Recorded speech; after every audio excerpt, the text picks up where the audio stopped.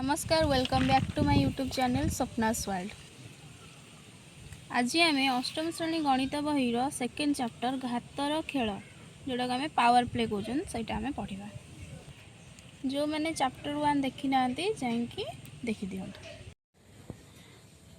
देख खंडे कागज फर्द निह यह गोटे थर भांग पुणी यह बारंबार भांग तुम्हें यह बारंबार केते थर भांगी पार जिते प्रश्न उठिला सेठू इतु कहला मु शुणी गोटे फर्द कागज को 7 थर रु अधिक भंगा जाई पारिबो नाही। एटा कोन पॉसिबल कि से कहूँ 7 थर आम 7 थर अधिक तुम्हें भांगी देख 7 रु अधिक भांगी हो कि नहीं सेठ रखे कहला जदि आम खबर कागज बा टिश्यू पेपर भली पतला कागज नेबा ताहाले कोन भांगी हेबो। एही प्रक्रिया को भिन्न भिन्न कागज नहीं कि चेष्टा करिबा आ कोन हेउची आमे देखिबा। पिलाटा कौच कौन यह 46 थर भांगी पारे यह एत मोटा हेब जे यह चंद्र पृष्ठ पहुँची पार। यहाँ गोटे माने आश्चर्य लगुच कथाटा से कौन आश्चर्य कथा मात्र 46 थर ताहले तुम्हें 46 थर पर अनेक शून्य को बाद दे हेब से कौच कौन ठीक अच्छे ताहले तुम्हें निजे कहीं करूना निजे खोजिक देख। मनकर गोटे कागज फर्दर मोटे हूँ 0.01 सेंटीमीटर 0.01 सेमी सेंटीमीटर। यदि आम थरे भांगा तार मोटे केते 0.002 सेंटीमीटर। जदि आम 2 थर भांगा तार मोटे केते 0.004 सेंटीमीटर। जदि आम 3 थर भांगा 0.008 सेंटीमीटर। तार देख केते लेखा ये अच्छे 2 रु है 4 रु 8 रु 16 रु 32 रु ये 0.064।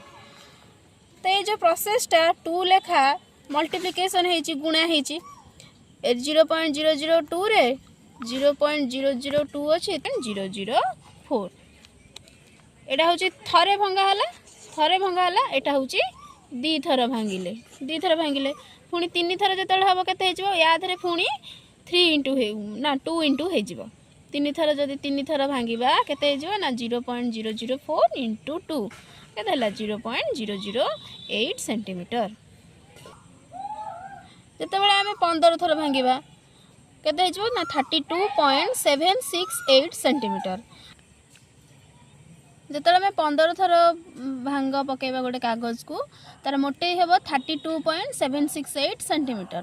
कि जो 16 थर करवा तादरे 2 मल्टीप्लाई करवा 2 16 16 6 रखने लगा 212 के 3 रखने लगा 214 1 15 5 रखने लगा 204 1 5 2 3 6 ताले प्रति स्टेप रे 2 लेखा गुणन हो 2 लेखा आम मल्टीप्लाई करूँ। ये जो चिन्हटा को आम कौन पढ़ा प्रायतः सामान बोलिकी कही था माने पूरा पूरी सामान नुहे तार पाखापाखि आसो। दशम भांग पर मोटे प्रायतः केते सेंटीमीटर 1 सेंटीमीटर जोड़ा को आम कहीपर 1.024 सेंटीमीटर। 17 भांग पर मोटे प्राय केते 131 सेंटीमीटर जोटा कि 4 फुट रु अल्प अधिक। वर्तमान आम 30 भांग 45 भांग पर मोटे केते हेबो बोली तुम भावुच ताले आम एटा बाहर करबा। देख 18 भांग बेले तार मोटाई प्रायतः सामान केते 262 सेंटीमीटर सहित सामान। 19 भांग बेले 524 प्रायतः सामान 524 सेंटीमीटर सहित। 20 भांग बेले केते ना 10.4 मीटर सहित सामान प्रायतः सामान हेब। से 21 भांग पर केते 10.4 गुणन 2 करवा 10.4 2 केते 2 × 8 2 0 2 के 2 20.8 मीटर होते आम 21 भांग करवा से 22 भांग कले पुणी 2 मल्टीप्लाई करवा एमता करके तुम्हें सब भांग गुड़ा एगुड़ा सब बाहर कर। 26 भांग पर मोटे प्राय 670 मीटर अटे। विश्वर सर्वोच्च प्रसाद दुबई बुर्ज खलीफा 830 मीटर उच्च अटे ताहले ए तार पाखापाखि हो गला। 30 भांग पर कागज मोटे केते थिबो एतिक किलोमीटर हेबो जहाँकि उड़ाजहाज उड़ुथुबा उच्चता सहित समान। महासागर मध्य थिबा गभीरतम गंड मारियाना टेंच रो गभीरता केते ताले मारियाना टेंच रो गभीरता केते ना 11 किलोमीटर। 30 ଭାଙ୍ଗ ପରେ କାଗଜର ମୋଟେଇ କେତେ ହେଇଯିବ ନା 10.7 କିଲୋମିଟର, ମାନେ ତାର ପ୍ରାୟତଃ ପାଖାପାଖି ପଳେଇ ଆସିଲାଣି। ମାତ୍ର 46 ଥର ଭାଙ୍ଗ ପରେ କାଗଜର ମୋଟେଇ କେତେ ହେଇଯିବ 7 ଲକ୍ଷ କିଲୋମିଟର। ଏଇଟା ଆମକୁ ଅବିଶ୍ୱସନୀୟ ଲାଗୁଥିବ, ମାନେ ଆଶ୍ଚର୍ଯ୍ୟକର କଥାଟା ଏଇଟା। ଏହାକୁ କ'ଣ କୁହାଯାଏ? ଗୁଣନାତ୍ମକ ବୃଦ୍ଧିର କ୍ଷମତା ଅଟେ। ଏହାକୁ ଘାତୀୟ ବୃଦ୍ଧି ମଧ୍ୟ କୁହାଯାଏ। ଭାଙ୍ଗ 4 ବେଳେ ଥିଲା ଏତିକି ସେଣ୍ଟିମିଟର 0.016 ସେଣ୍ଟିମିଟର, କିନ୍ତୁ ଭାଙ୍ଗ 5 ହେଲା, ତାମାନେ ତାର 2 ଗୁଣ ହେଇଗଲା। ୟାର 2 ଗୁଣ କେତେ ହେଲା ଏଠି 0.032 ସେଣ୍ଟିମିଟର। ପ୍ରତ୍ୟେକ 3 ଭାଙ୍ଗ ପରେ ମୋଟେଇ କେତେ ହୋଇଯିବ ନା 8 ଗୁଣ ବୃଦ୍ଧି ପାଇବ। 2 ଗୁଣନ 2 ଗୁଣନ 2। ସେହିପରି ଆମେ କ'ଣ ଜାଣିଲେ ନା 10 ଭାଙ୍ଗ ପରେ ମୋଟେଇ 1024 ଗୁଣ ବୃଦ୍ଧି ପାଏ। ଏଠି ଭାଙ୍ଗ ଦେଇଛି, ମୋଟେଇ ଦେଇଛି, କେତେ ଗୁଣ ବୃଦ୍ଧି ପାଇଲା। ଯେତେବେଳେ 0ରୁ 10 ଭାଙ୍ଗ କଲେ ତାର ମୋଟେଇ କେତେ ହେଲା ନା, ଯେତେବେଳେ 0 ମାନେ 10ରୁ 0କୁ ମାଇନସ୍ କରିବା ତ 10 ଭାଙ୍ଗ ମୋଟେଇ 10 ଭାଙ୍ଗ କଲେ ତାର ମୋଟେଇ କେତେ ହେଇଯିବ 1.024 ସେଣ୍ଟିମିଟର ମାଇନସ୍ କାଗଜର ଦୈର୍ଘ୍ୟ କେତେ ଥିଲା, ମୋଟେଇ ଥିଲା କେତେ 0.001 ସେଣ୍ଟିମିଟର, ଯେଉଁଟାକି ମାନେ ପ୍ରାୟତଃ ସମାନ 1.023 ସେଣ୍ଟିମିଟର ସହିତ କେତେ ଗୁଣ ବୃଦ୍ଧି ପାଇଲା ନା 1024 ଗୁଣ ବୃଦ୍ଧି ପାଇଲା। ସେହିପରି ଏଗୁଡ଼ା ସବୁ ତୁମେ ଟିକେ ଦେଖିଦେବ। ଆମେ ଜାଣିଛନ୍ତି କ'ଣ ଜାଣିଛନ୍ତି ନା ବର୍ଗ ସଂଖ୍ୟାକୁ n ସ୍କୋୟାର ଉପରେ ଲେଖନ୍ତି, ଆଉ ଘନ ସଂଖ୍ୟାକୁ ଆମେ n କ୍ୟୁବ୍ ରୂପରେ ଲେଖନ୍ତି। n ଗୁଣନ n ଗୁଣନ n ସମାନ କେତେ ହେଲା n କ୍ୟୁବ୍।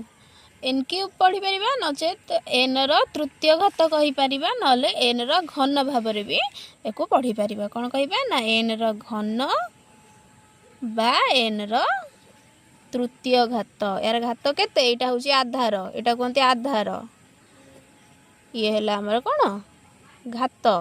ତ ଏଇ ଆଧାରର ତୃତୀୟ ଘାତ, n ଆଧାରର ତୃତୀୟ ଘାତ, ତ n ର ତୃତୀୟ ଘାତ ବୋଲି ପଢ଼ାଯାଏ। ସେହିପରି n ଗୁଣନ n ଗୁଣନ n ଗୁଣନ n, ଏଠି କେତେ ଥର ଅଛି 1 2 3 4 4 ଥର, ତାହେଲେ n ଟୁ ଦି ପାୱାର 4, ଯେଉଁଟାକି n ର ଘାତ 4 ବା ଆମେ ତାକୁ କ'ଣ କହିବା n ର ଚତୁର୍ଥ ଘାତ ଭାବରେ ପଢ଼ାଯାଏ। ଯଦି n କୁ 7 ଥର ଗୁଣା ହେଇଛି ତାହେଲେ n to the power 7, n ର ଘାତ ଆମେ 7 କହିପାରିବା, ନଚେତ ଆମେ n ର ସପ୍ତମ ଘାତ ଭାବରେ କହିପାରିବା। ସାଧାରଣତଃ ଆମେ n କୁ a ଥର ଗୁଣନ କରିବାକୁ n to the power a ଭାବରେ ଲେଖୁ। ଯଦି ଆମକୁ n ର ଘାତ a ବୋଲି ପଢ଼ିବା, ନହେଲେ n 625 ର ଘାତାଙ୍କିୟ ସଂକେତ କେତେ ନା 5 ର ଘାତ 4। ଏଠାରେ ଘାତ କେତେ? ଘାତ ହେଉଛି 4। ଘାତକୀୟ ସଂକେତର କିଛି ଅଧିକ ଉଦାହରଣ ଦିଆଯାଇଛି। 4 ଗୁଣନ 4 ଗୁଣନ 4 ସମାନ କେତେ ହେଇଯିବ? 4 କେତେ ଥର ଅଛି? 3 ଥର, ତ 4 ର ଘାତ 3। 4 ଘାତ 3 ଥର ଗୁଣିବ 4କୁ, 4 × 16 = 64 ହେବ।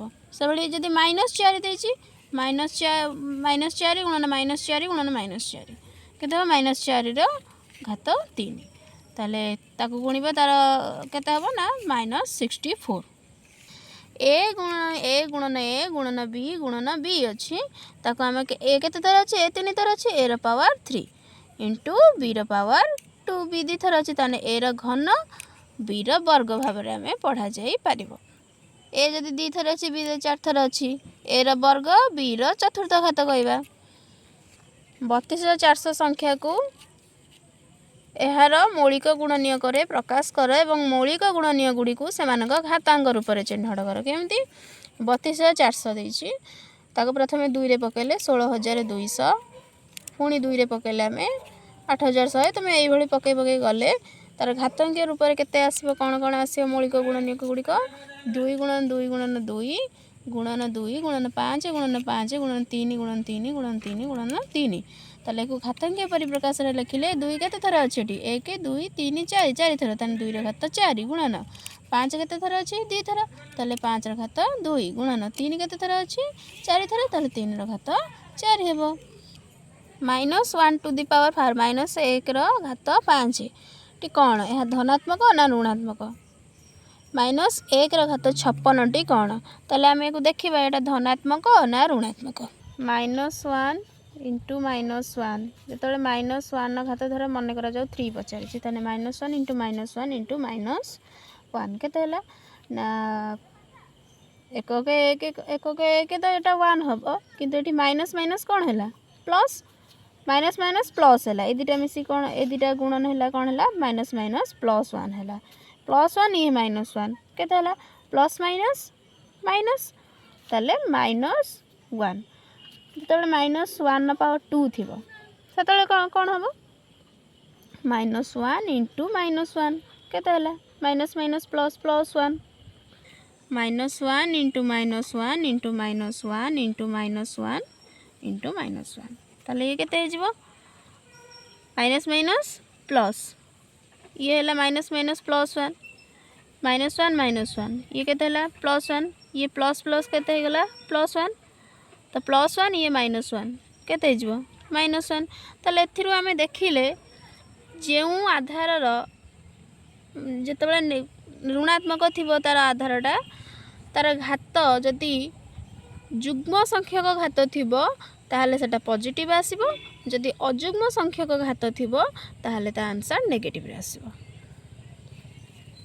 ताहले -1 पावर 5 कौन हो ना ऋणात्मक हम कारण एटा अजुग्म अच्छी आउ -1 पावर 56 कौन हम ना धनात्मक हम -2 पावर 4 इक्वल टू 16 कि हाँ यहाँ 16 ही हम तुम निजे -2 को 4 थर मल्टीप्लाई करके देख आंसर आसो निम्न रे दि जाइथिबा परिप्रकाश को घातांकीय रूप में लेख तुम मैंने या सहज लिखिपर केमिति देख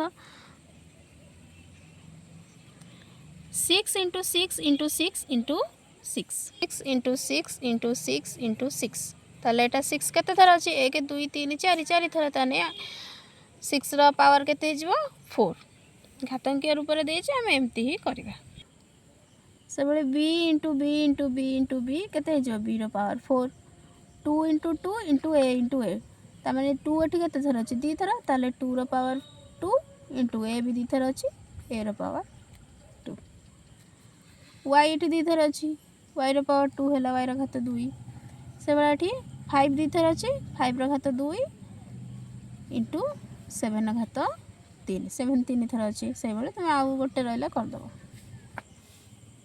निम्नलिखित प्रत्येक संख्या को सेमानंकर मौलिक गुणनीयक गुड़िकर घातर गुणफल रूपे प्रकाश करवा आम जमी यपटे गोटे करते यही भाव में आम मौलिक गुणनीयकर घात रूप में आम प्रकाश करवा देख 648 नव 648